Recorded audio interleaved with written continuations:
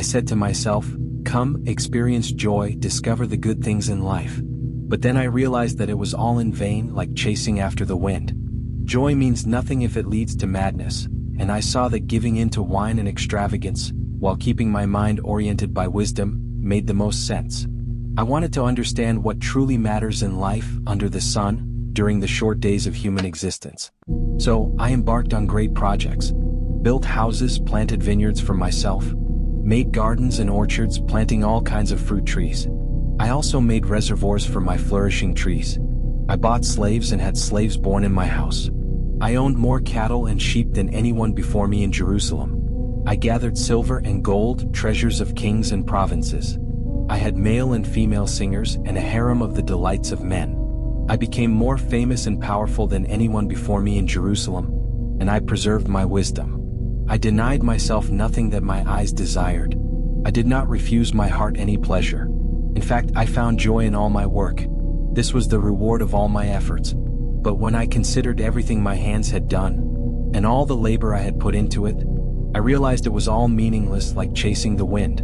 There was no gain under the sun. I then began to reflect on wisdom, madness, and folly. What can the successor of a king do but repeat what has already been done? I realized that wisdom is better than folly, just as light is better than darkness. The wise man has eyes in his head, but the fool walks in darkness. Yet I realized that both have the same fate. Then I thought, what happens to the fool will happen to me too. What do I gain by being wise?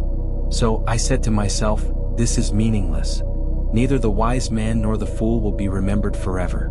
In the days to come, both will be forgotten. How can the wise man die just like the fool? Therefore I hated life, because the work done under the sun seemed so burdensome. Everything was meaningless, like chasing the wind. I hated all the things I had toiled for under the sun, because I would have to leave them to someone who comes after me. And who can say if that person will be wise or foolish? Yet he will have control over all the work into which I have poured my efforts and wisdom. This too is meaningless. I came to the point of despair over all the work I had done under the sun. A man can do his work with wisdom, knowledge, and skill, but he must leave everything he owns to someone who has not worked for it. This too is meaningless and a great injustice. What does a man gain from all his labor and the anxiety with which he works under the sun? All his days are filled with pain and grief. Even at night his mind does not rest. This too is meaningless. There is nothing better for a man than to eat and drink, and find satisfaction in his work. And I saw that this too is from the hand of God. For without him, who can eat or find enjoyment? To the man who pleases him, God gives wisdom, knowledge, and happiness. But to the sinner, he gives the task of gathering and storing up wealth, to hand it over to the one who pleases God. This too is meaningless, like chasing after the wind. Life often feels like a pursuit of things that don't last. We work hard, gather wealth, chase pleasures, believing that they will bring us lasting happiness.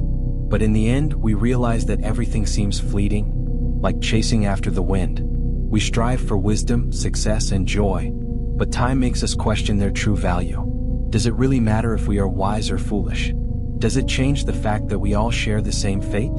Perhaps the key is not in what we accomplish, but in how we embrace the present. The simple pleasures, the moments of joy, the satisfaction in the work we do today. True fulfillment might not come from endless striving, but from appreciating what we have, and understanding that everything is a gift. In the end, life may not be about accumulating wealth or status, but about finding meaning in the small things, the things that can't be measured, the things that come from within.